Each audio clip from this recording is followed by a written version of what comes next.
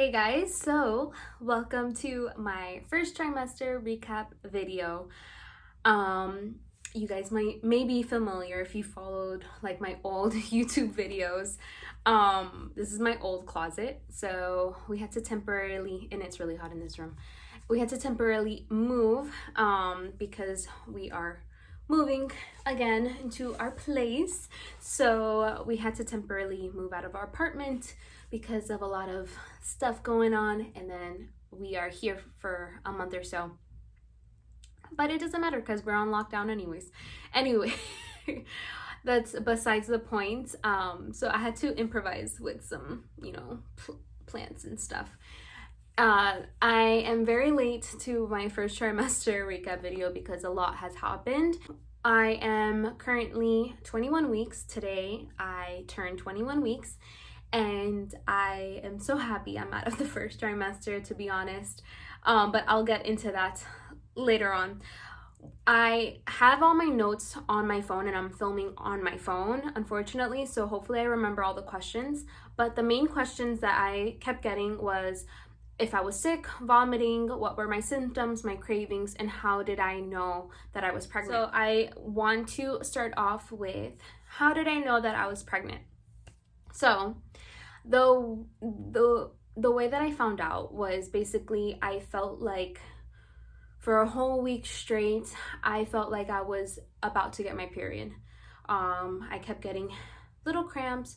My boobs were extremely sore, more than usual, but I just felt like my period was coming every single day for over a week. And I kept telling my husband, I was like, I feel like I'm getting my period. Every single day I was like, but it's not coming. I feel like I'm getting my period, but it's not coming. So that was definitely different. And then I think one of the biggest things that was a huge alert to me was I randomly one day woke up in the middle of the night extremely dehydrated, had a freaking cotton mouth, and I just wanted water, like ice cold water. I'm like, that's weird. And then the next night that happened, I had the same symptoms and I woke up in the middle of the night again, extremely dehydrated. And I'm like, okay, something's off. And so I used the Flow app, and Flow is always right about my menstrual cycle. And on Flow, it said that I was like 7 or 8 days late. And so I decided to wait around 10-12 days, I believe, to see if I was pregnant. And I just have this instant feeling that something was off with my body. So my husband and I, we went to like the local CVS and we grabbed 2 pregnancy tests and came back, and we took the test twice and both of them were positive, and we were both in shock because we weren't planning this at all.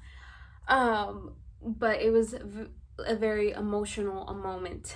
So that's basically how I found out that I was pregnant, and I posted a IGTV video on our reaction and our family's reaction. So if you haven't seen that, you should go watch that. The next thing that I wanted to talk about were my symptoms, or everything that I went through my first trimester. So I feel like I got pretty much all the symptoms that you can think of in my first trimester. I had all day sickness. I did not have morning sickness. I had all day sickness. So yes, I was sick all day. I felt very nauseous, extremely nauseous as soon as I woke up till I went to sleep. I threw up. I felt very dry. My skin was extremely dry, no matter the amount of water that I would drink, the lotion, all that stuff. I felt extremely dry. So the nausea was definitely something that was very hard for me to go through. My first trimester, we found out that I was pregnant, like I was week 5, and we confirmed with our doctor when I was 8 weeks or 6 weeks, 9 weeks, I don't remember, but we found out pretty early on. So my pregnancy, my first trimester felt extremely long, and I thought it was never going to end. My hair was very brittle. I just didn't feel happy. I didn't feel like the prettiest. I just was going through a lot of changes, but mostly was the sickness that was literally taking over my body. So I tried peppermint tea. That was disgusting. Peppermint tea made me nauseous even more. And I did crave a lot of Coke, which is weird because I never drank soda. Like I've never been a person to drink a lot of soda. If anything, it was Sprite before being pregnant, but never drank soda, never drank a lot of juice. But in my first trimester, I did want that carbonation, bubbly feeling, and Coke is what really helped me. I drank a lot of ginger ale because it didn't have caffeine in it. So, but I still wanted that bubbliness. So if I felt nauseous, literally all I had was ginger ale and crackers. Literally for the entire first trimester. I did have soup, a lot of soup. I would eat a lot of pho.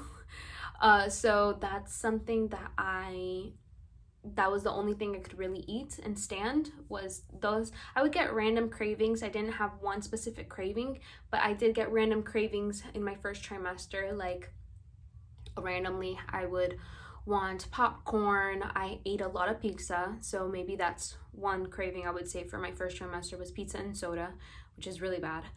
But I did not want any vegetables. Fruit tasted so weird to me. I had this nasty, that was one huge symptom for my first trimester. I had like this nasty taste in my mouth lingering, and I confirmed with the doctor to see if it was anything like missing in regards to like my iron low or anything like that, but she just said that it's definitely to keep up with your vitamins, but it's a part of pregnancy, your hormones and all that stuff. So this nasty taste in my mouth, and that really changed what I wanted to eat. I didn't want anything sweet, nothing sweet. I loved saltiness, so the soda crackers really helped out, but and lots of bread, but I didn't want anything with like oh my god, I had that taste lingering in my mouth till I was about 16-17 weeks, which really sucks.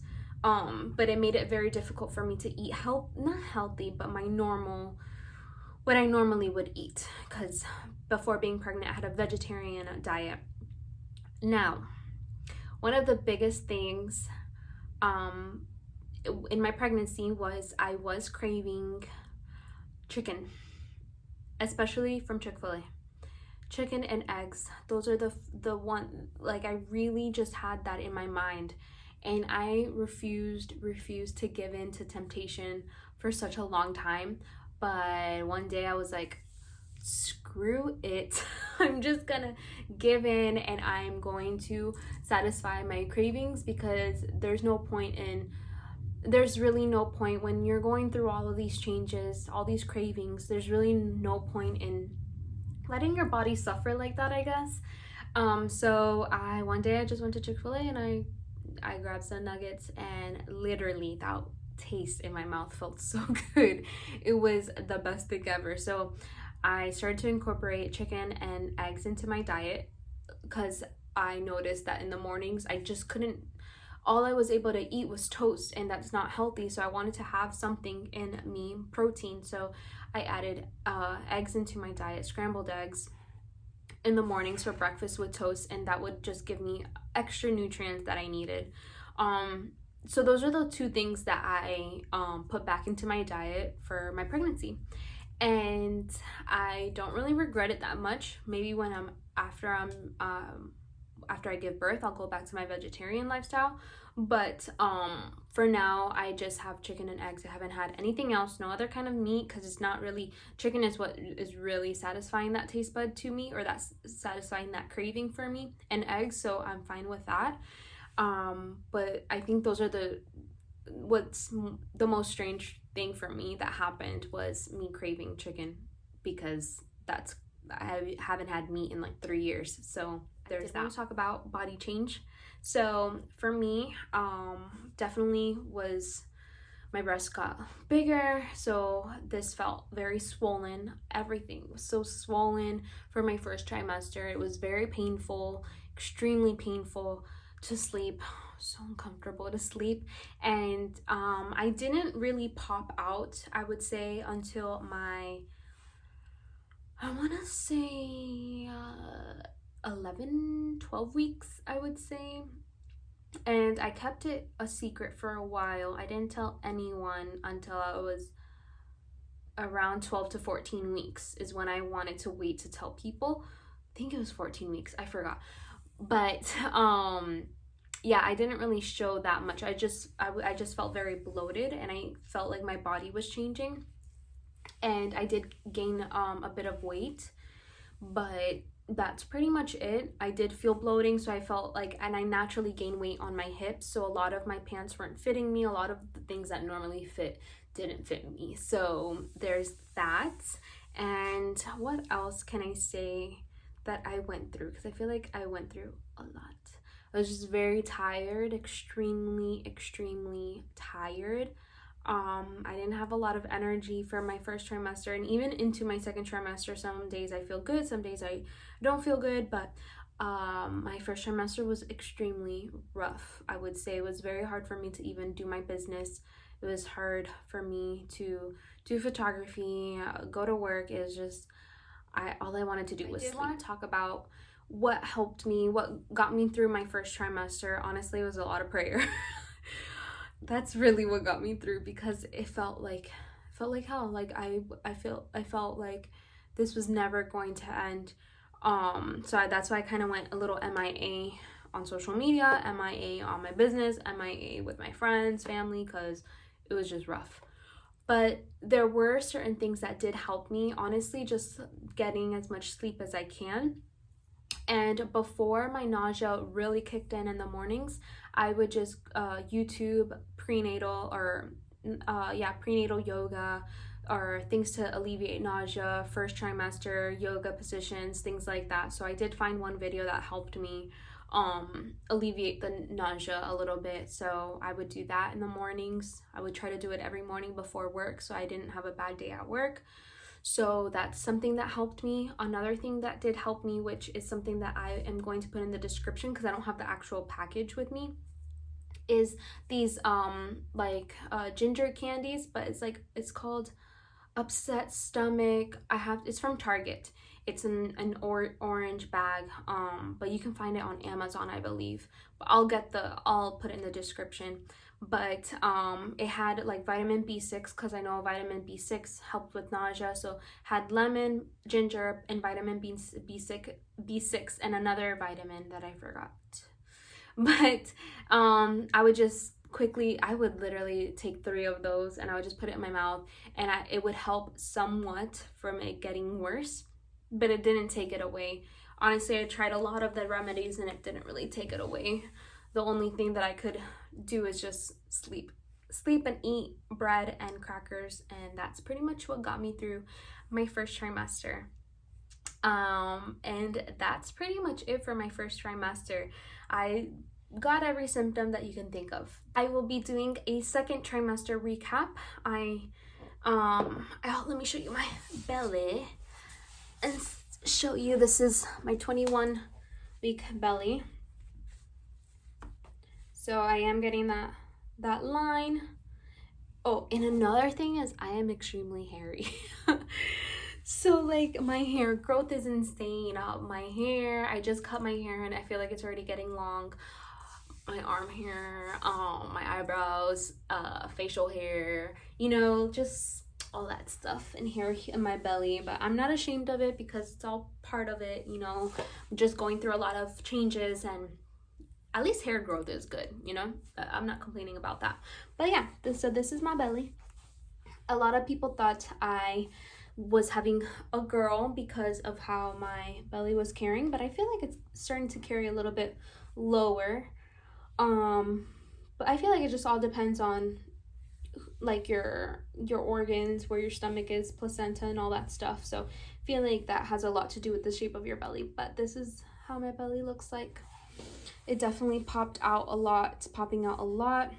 Oh, and I don't notice, so that line in the middle, that's what I'm really noticing. That came out towards the end of my first trimester. But I don't have more stretch marks, but I've always had stretch marks on the side of my hips.